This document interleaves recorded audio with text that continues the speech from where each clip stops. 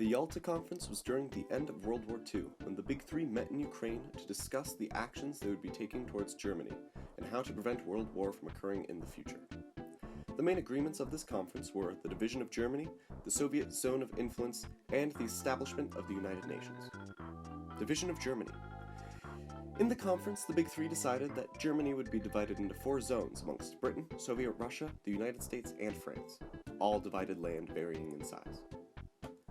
Soviet sphere of influence.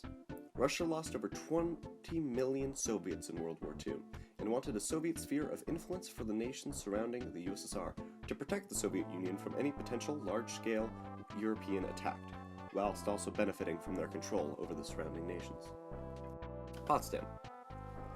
There were a few major disagreements in this conference. Some reasons for it were that between Yalta and Potsdam, 2 of the Big Three had been replaced. Roosevelt died 2 months after the Yalta Peace Conference and was succeeded by his vice president Harry S. Truman, an anti-communist. Additionally, Churchill during this time would run for re-election and lose to the new Prime Minister, Clement Attlee. Attlee wouldn't contribute much to the Potsdam Conference, leaving pressure on the 2 leaders of opposing ideologies. Truman was in disagreement with Stalin over the meaning and application of Soviet sphere of influence, and with Stalin's suggestion of crippling Germany, for Truman did not want a repeat of the Treaty of Versailles. After World War II, Stalin had wanted to expand the Soviet power across Eastern Europe to gradually tighten his grip in each country. In October 1947, Stalin had created the Communist Information Bureau, or also known as the Comintern. The Comintern was created to coordinate the work of Eastern European Communist parties and would often bring all of the leaders of each Communist party to Moscow to be briefed by Stalin and his ministers.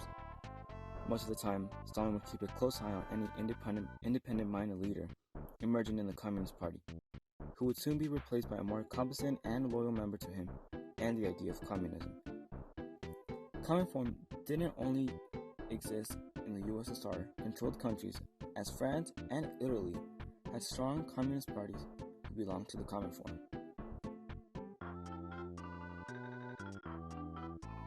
In 1945, after Germany retreated from Greece, British Prime Minister Churchill sent troops to help maintain order and supervise free elections in Greece, specifically between the 2 main opposing groups, the monarchists and the communists. However, the British supported the monarchists and wanted to bring back the King of Greece. A year after, the USSR complained to the United Nations about the threat that the British imposed. The UN did nothing, so the Soviets attempted to invade Greece, which resulted in a civil war. The British began to withdraw in February of 1947, for they could not afford this war. President Truman then stepped in, sending economical aid to the British while they fought in Greece. In 1950, the monarchists ended up winning. After the incident in Greece, the US and President Truman showed a different attitude regarding world politics and US intervention known as the Truman Doctrine.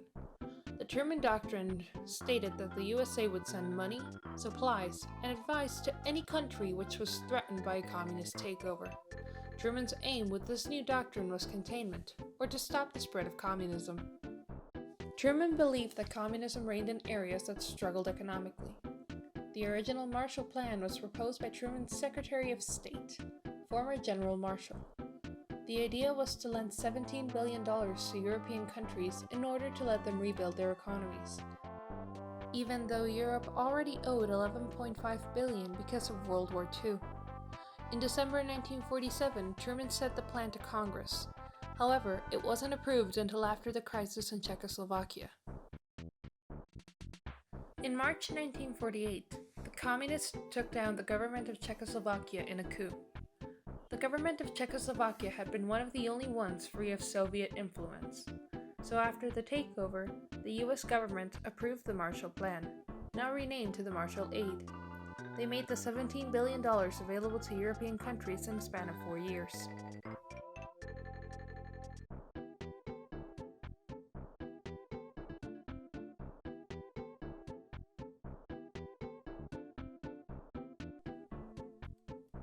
From Stalin's point of view, the creation of Western Germany was a threat to the Soviet Union and the spread of communism. The idea of isolating and starving the people of West Berlin came into play, with its reasoning being that a crippled West Berlin would equal a crippled West Germany. On the 23rd of June 1948, Stalin ordered a blockade on all land routes to West Germany. Freight and civilian transport were halted by the Transport Department of the Soviet Military Administration. The Western powers were not anticipating this kind of action from the Soviets, and they needed some kind of response to keep the people of West Berlin supplied with food. In a wild test of containment against communism, but also out of necessity, it was decided to fly supplies into West Berlin. 200,000 missions were completed, with 1.5 million tons of cargo being sent in the form of fuel, food, and equipment. Harry Truman recalled a meeting with General Clay on the 22nd of July, 1948. He stated, "What they seemed to be aiming at was to score a major victory by forcing us out of Berlin. Either now or after winter weather forced us to curtail the airlift. I directed the Air Force to furnish the fullest possible support to the problem of supplying Berlin." End quote. After the airlift had shown success for the Western Allies by May 1949, Stalin called off the blockade, realizing that it had done the exact opposite of what he had intended. For in the same month, the Federal Republic of Germany was established. The consequences of the Berlin blockade are pretty apparent. They directly led to the formation of the Federal Republic of Germany and the German Democratic Republic in April and October 1949, respectively. Furthermore, the adoption of more pro-American and anti-communist ideas in West Germany and West Berlin led to stronger relations between West Germany and the other Western Allies. Another important consequence was the formation of the North Atlantic Treaty Organization, also known as NATO, and the Soviet equivalent, the Warsaw Pact.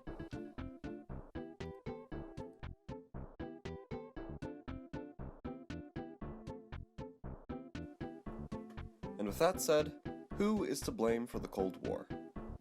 In my opinion, both the US and the Soviet Union are to blame for the Cold War. However, if we are to choose which nation is more to blame, I'd have to say the USSR.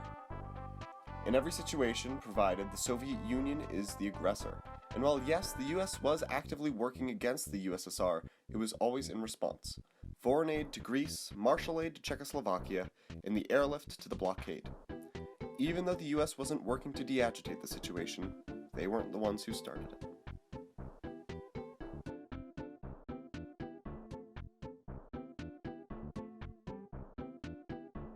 There was one communist leader who managed to slip through Stalin's strict rules. Tito of Yugoslavia had presented much of the common form's control, but would later be expelled in 1948 for being deemed hostile. Communism in Eastern Europe, 1945-1948. Czechoslovakia had become a one-party state in 1948 when the position was threatened. Communists gained control of the country in 1946 when they became the largest single party after winning a left-wing coalition election in 1945. Despite this, they were still in a coalition. In Poland, communists joined a coalition government and became instant leaders in 1947 when they forced a non-communist leaders into exile.